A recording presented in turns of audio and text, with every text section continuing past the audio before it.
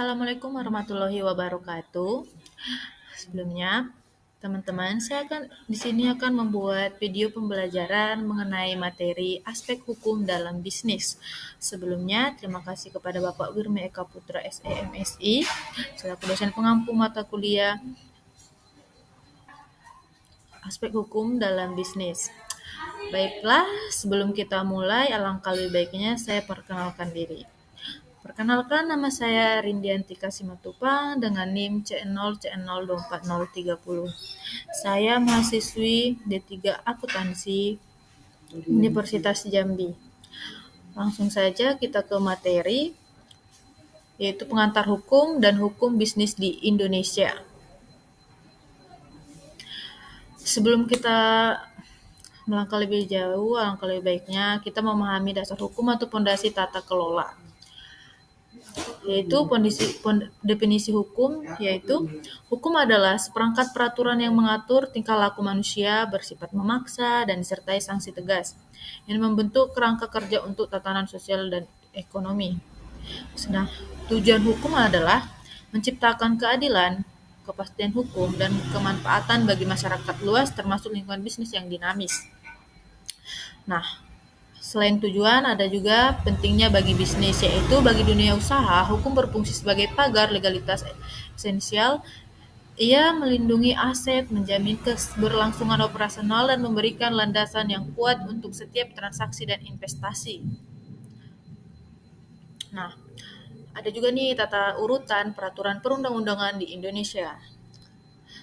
Kita juga harus memahami hierarki hukum sangat penting untuk setiap pelaku bisnis dan praktis hukum. Di sini ada perundang-undangan seperti Undang-Undang Perpu, PP, Perpres, Perda tingkat provinsi maupun kabupaten.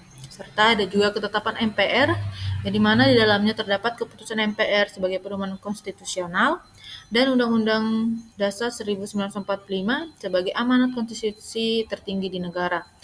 Nah, landasan tertinggi adalah Undang-Undang Dasar Negara Republik Indonesia tahun 1945 yang menjadi acuan bagi semua peraturan di bawahnya.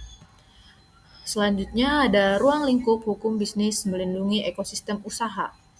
Hukum bisnis adalah kumpulan aturan yang mengatur tata cara pelaksanaan urusan dagang, industri, atau keuangan. Ini mencakup segala aspek dari pembentukan usaha hingga penyelesaian sengketa. Nah, fungsi utamanya yaitu memberikan kepastian dalam setiap transaksi, menciptakan lingkungan yang stabil dan dapat diprediksi untuk pertumbuhan bisnis.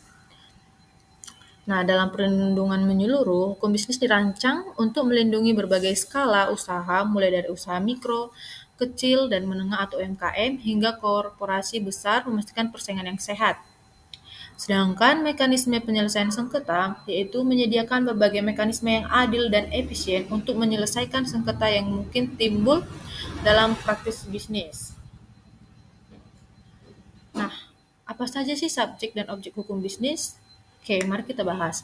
Subjek hukum yaitu pihak-pihak yang memiliki hak dan kewajiban dalam konteks hukum, yaitu satu, manusia pribadi, yang dimana setiap individu yang cakap, hukum, dan dewasa. Yang kedua ada badan hukum, di mana entitas buatan hukum seperti perseroan terbatas atau PT atau yayasan yang memiliki hak dan kewajiban terpisah dari pemiliknya. Nah, objek hukum yaitu segala sesuatu yang bernilai ekonomis dan dapat dimiliki atau dikuasai, seperti benda bergerak, di mana terdapat kendaraan, mesin, saham, dan uang. Dan ada yang kedua, benda tidak bergerak, yaitu tanah dan bangunan. Yang ketiga, ada hak atas kekayaan intelektual, terdiri dari merek dagang, paten, hak cipta, dan desain industri. Nah, apa saja sih bentuk-bentuk badan usaha di Indonesia? Mari kita lihat.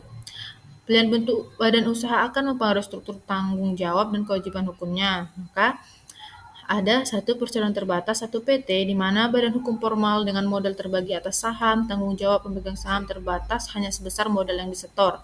Yang kedua ada CP atau persekutuan komanditer, di mana persekutuan antara sekutu aktif atau yang bertanggung jawab penuh dan mengelola usaha.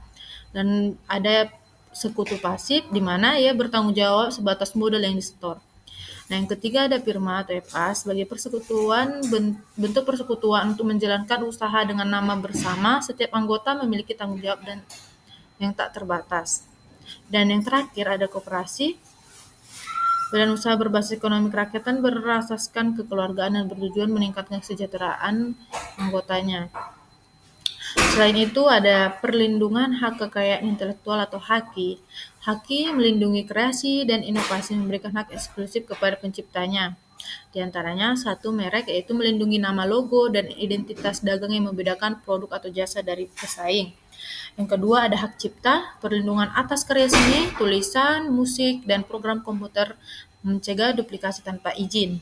Yang ketiga ada paten, di mana hak eksklusif atas penemuan, teknologi atau invensi memungkinkan penemu untuk mengkomersialkan ciptaannya. Yang keempat ada desain industri, di mana perlindungan atas estetika bentuk, konfigurasi, atau komposisi garis dan warna pada suatu produk. Selanjutnya ada mekanisme penyelesaian sengketa bisnis. Ketika menjadi perselisihan, berbagai jalur dapat ditempuh untuk mencapai resolusi yang adil. Salah satunya ada satu, litigasi, di mana penyelesaian sengketa melalui jalur formal pengadilan negeri atau pengadilan niaga yang berakhir dengan keputusan hakim.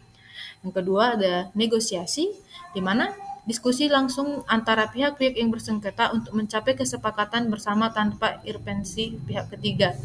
Nah, yang ketiga ada penyelesaian sengketa di luar pengadilan melalui lembaga seperti BANI atau Badan Arbitrase Nasional Indonesia dengan keputusan yang bersifat final dan mengikat. Yang terakhir ada mediasi, yang melibatkan pihak ketiga atau mediator yang netral untuk membantu memfasilitasi komunikasi dan mencari solusi yang diterima bersama. Nah, setelah kita membahas semua itu, dapat disimpulkan kepatuhan hukum merupakan investasi jangka panjang. Kepatuhan terhadap hukum adalah investasi strategis untuk keberlanjutan dan pertumbuhan bisnis, bukan sekedar beban biaya operasional. Ini membangun reputasi dan kepercayaan, meminimalisir risiko, pemahaman yang kuat tentang regulasi dan lingkungan hukum dapat secara signifikan meminimalisir risiko kegagalan bisnis dan membuka peluang. Baik, mungkin itu saja yang bisa saya jelaskan. Lebih dan kurangnya saya mohon maaf. Saya akhiri dengan wabillahi taufiq wal hidayah. Wassalamualaikum warahmatullahi wabarakatuh.